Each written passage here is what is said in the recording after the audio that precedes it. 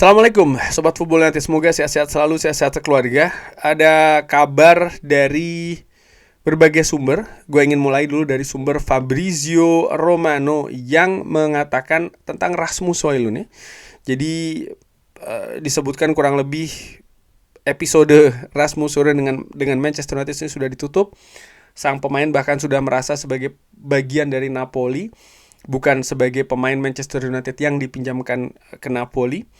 Ada klausul di peminjamannya bahwa selain Napoli membayar uang pinjaman ya ke Manchester United, juga yaitu ada angka yang akan ditebus oleh Napoli untuk mempermanenkan, dengan syarat adalah Napoli lolos ke Liga Champions untuk musim depan.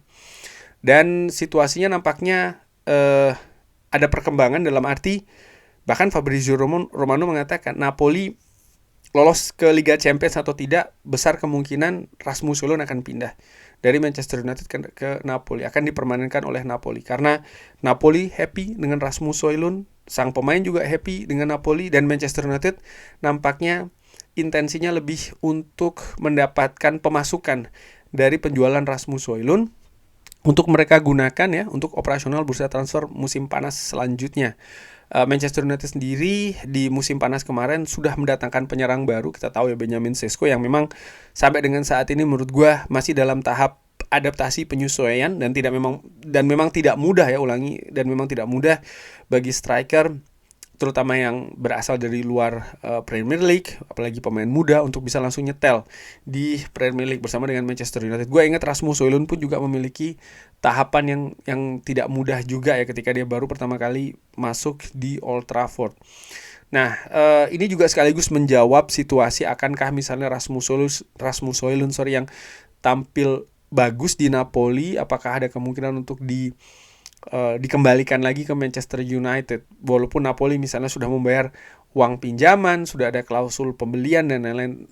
Tampaknya betul seperti yang dikatakan oleh Fabrizio Romano, gue perkirakan pun juga demikian, sang pemain sudah selesai dengan Manchester United, walaupun Rasmus Højlund ini dikabarkan sebelumnya memang klub favoritnya dia adalah Manchester United gitu loh. Tapi dia juga harus melihat realita saat ini Manchester United bergerak ke arah yang berbeda nih ya, dengan tidak melibatkan Rasmus Højlund dalam rencananya, kurang lebih seperti itu. Dan selain Rasmus Højlund, ternyata Rashford pun juga demikian. Marcus Rashford ini ada beberapa pertanyaan ataupun juga ya semacam kayak pendapat juga, apakah Rashford ini akan kembali ke Manchester United. Penampilannya di Barcelona, di Barca, luar biasa menurut gua.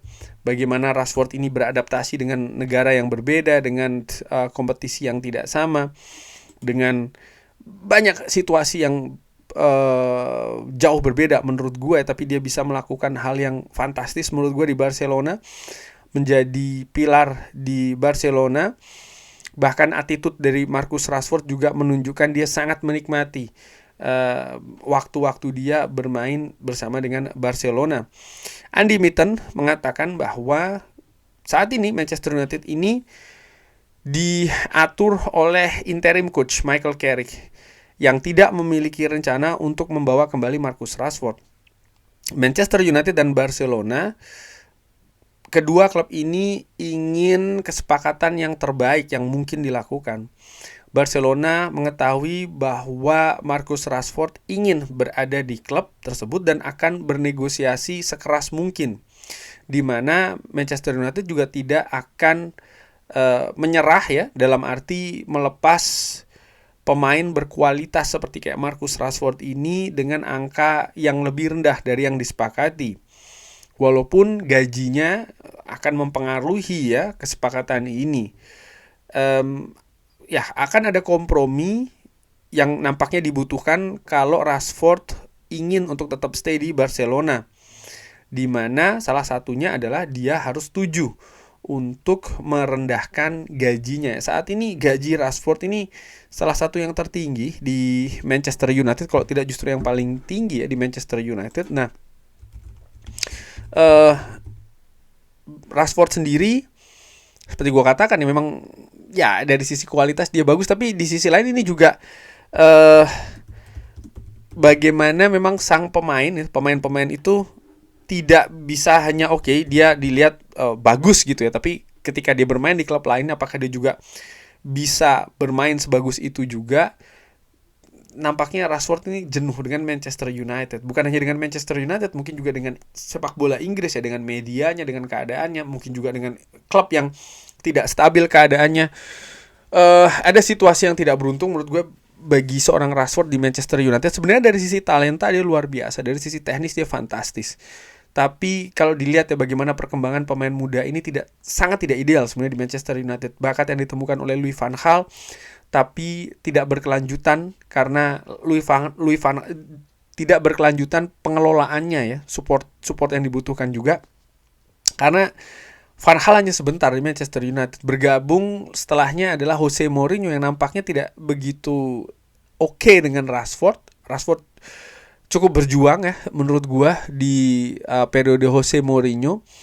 Baru setelahnya di zaman Ole Gunnar Solskjaer membaik, lalu turun lagi, baik lagi di zamannya Erik ten Hag, lalu kemudian turun lagi di periode akhir dari Erik ten Hag. Jadi memang ada naik dan turun.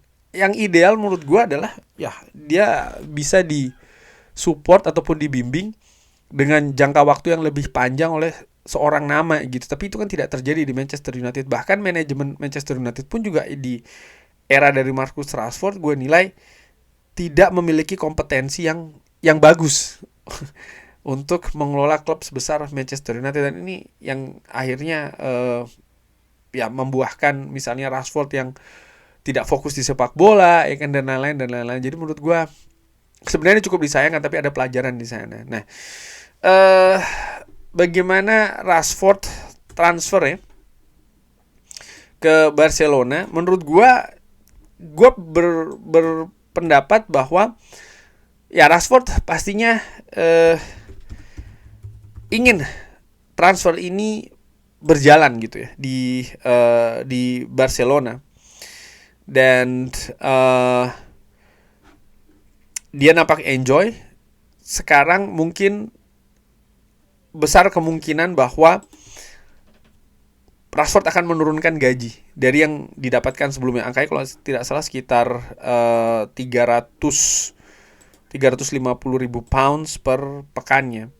Nah, menurut gue besar kemungkinan dia akan menurunkan angka tersebut. Cuman ya berapa tuh penurunannya ini juga menarik ya, karena dia juga tidak mungkin menurunkan dengan tutup mata saja. Berapapun yang Barcelona inginkan dia akan penuhi. Menurut gue juga tidak seperti itu, karena kalau seperti itu ya kredibilitasnya akan dipertanyakan ya.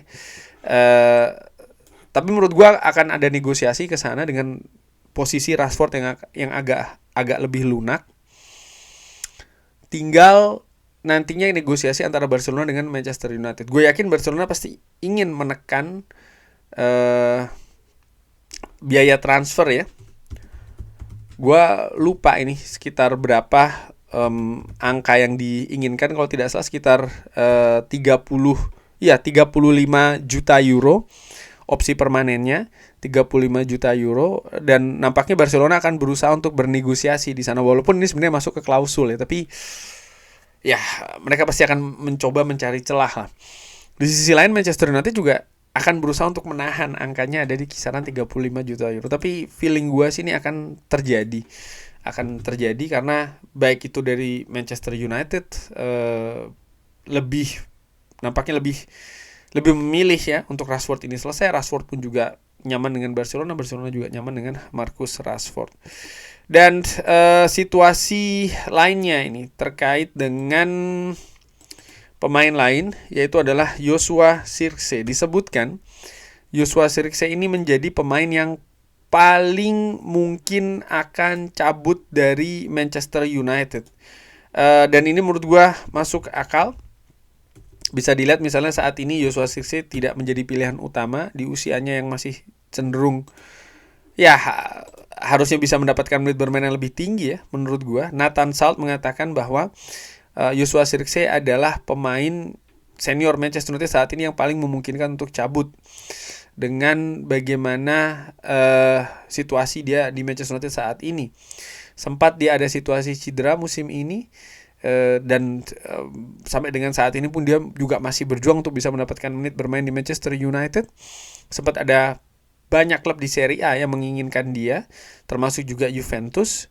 Tapi Manchester United memilih untuk menahan Joshua Zirkzee. Alasan utamanya adalah kedalaman skuad. Jadi bukan karena misalnya bukan karena situasi yang lebih teknis gitu ya. Misalnya ya kemampuan dari Joshua Zirkzee dan lain-lain, dia lebih diminta untuk berada di Manchester United karena menjaga kedalaman skuad. Tentu saja dia juga memiliki kualitas, tapi saat ini bisa dilihat ya dari pertandingan yang dinakodai oleh Michael Carrick lebih memilih nama lain ya kan, sehingga menurut gua ini menunjukkan bahwa Joshua Zirkzee kemungkinan besar akan selesai di Manchester United di musim panas nanti. Pemain yang masih berusia 24 tahun saat ini valuasinya ada di angka 25 juta euro.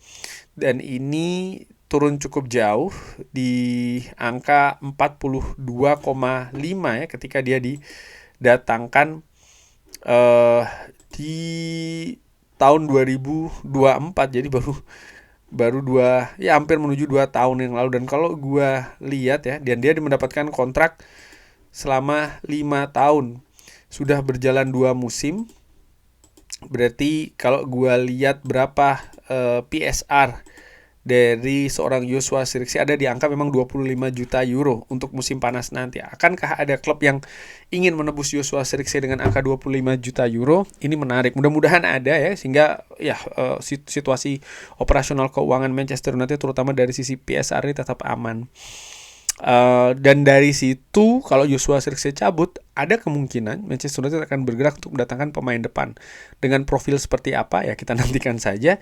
Dan kabar terakhir yang menurut gua ini mengejutkan ya, karena menyangkut pemain senior Harry Maguire. Dikabarkan oleh masih dari sumber yang sama, yaitu adalah Nathan Salt. Walaupun Harry Maguire bermain bagus di 2 pertandingan terakhir menghadapi Manchester City dan juga Arsenal, tapi saat ini spekulasinya semakin meningkat kalau dia sepertinya tidak akan ditawari kontrak baru. Ya, disebutkan bahwa Michael Carrick ini menyukai Maguire, tapi pihak-pihak senior di Manchester United lebih melihat ingin memberikan waktu yang lebih banyak ya untuk Leny Yoro dan juga Eden Hazard, 2 pemain muda Manchester United. Ya, ini semacam kayak anomali sih ya, karena Harry Maguire pemain senior bermain baik, kontraknya akan selesai, dan ya dengan adanya Harry Maguire, jelas kesempatan pemain muda ini akan berkurang ya. Karena saat ini Manchester United bermain dengan 2 center back, bukan dengan 3 center back. Kalau dengan 3 center back, ya opsi untuk pemain lain posisi center back untuk tampil menurut gue jauh lebih besar. Tapi tidak dengan dengan 2 center back. Kontraknya akan berakhir di musim panas nanti. Saat ini gaji dari Harry Maguire ini juga menarik, di mana dia mendapatkan per pekannya Harry Maguire di Manchester United 190.000 pounds per pekan di Manchester United. Angka yang menurut gue juga cukup tinggi, tapi dia merupakan pemain senior. Dan apakah dia akan diperpanjang, dan setelah diperpanjang fungsinya akan seperti apa, ini menarik ya. Karena jangan lupa, gue juga sempat singgung di video-video sebelumnya bahwa Manchester United punya Eden Hazard, punya Leny Yoro. Bagaimana proyeksi terhadap 2 pemain muda ini? Yang menurut gue mereka tentu saja memiliki potensi besar. Dan pemain muda potensi besar untuk bisa perkembangan yang lebih pesat dan lebih bagus, menit bermain harus ditambah. Ya masih ada kekurangan di sini dan di sana, tapi itulah pentingnya untuk dikembangkan terus. Mereka belum jadi, tapi mereka memiliki potensi yang besar. Dan ini semacam kayak dilematis ya. Karena gue juga melihat fungsi dari Harry Maguire bukan hanya dari sisi teknis, tapi pengalaman sebagai mantan kapten Manchester United, pemain yang bangkit juga di Manchester United ya.